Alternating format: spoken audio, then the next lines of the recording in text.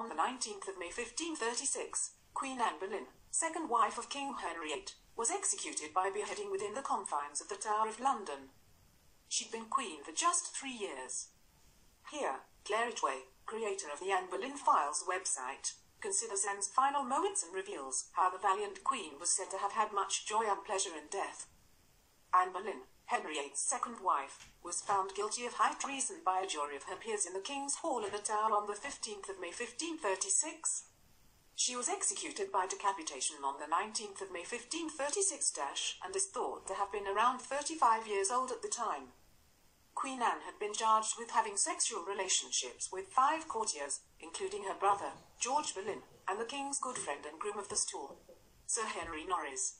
According to the indictments, not only had she slept with these men, but she had also conspired with them to kill her husband, the King. The dates of her alleged crimes ran from October 1533 to January 1536, but, as the late historian Eric Ives has pointed out, 3/4 of the dates mentioned in the indictments do not make sense for either Anne or the accused man, and was not present at the places at the times stated. For example, in October 1533, when Anne was accused of procuring Sir Henry Norris to violate her at Westminster, Anne was still confined to her chambers at Greenwich after the birth of her daughter, Elizabeth. In 1535, when she was supposed to have been seducing Mark Smeaton at Greenwich, the Queen was actually at Richmond. The charges were nonsensical, but if any doubt had been cast on these dates, then this was covered by the addition of divers days before and since, and several times before and after, in the indictments. The majority of modern historians believe that Anne Boleyn was an innocent woman framed, either by her husband, Henry VIII, who was intent on moving on to a new wife with whom he hoped to have a surviving male heir, or by his loyal servant, Thomas Cromwell, who devised the case against Anne to remove a threat and an obstacle to his plans. Anne disagreed with Cromwell's plans for the monasteries, and her pro-French stance on diplomacy was a problem when Cromwell wanted an alliance with the Holy Roman Empire. Anne's almoner had attacked Cromwell, and the advice he was giving the king in a sermon preached in the presence of the king.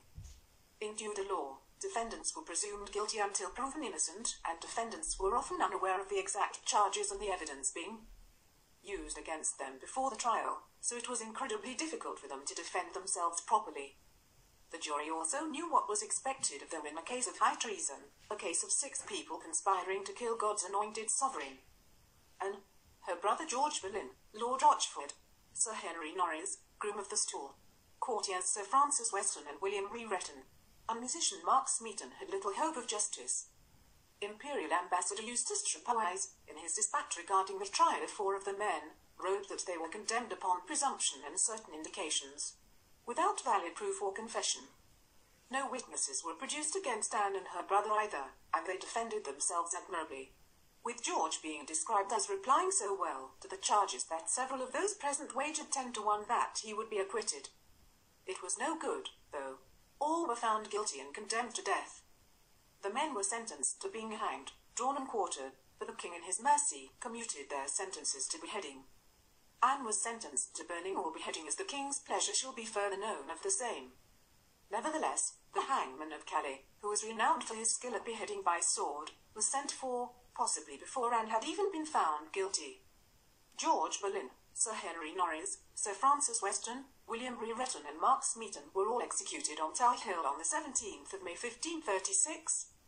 Poet Sir Thomas Wyatt, who was imprisoned in the Tower at the time, wrote of witnessing their executions from the Bell Tower, a sight that in my head sticks day and night.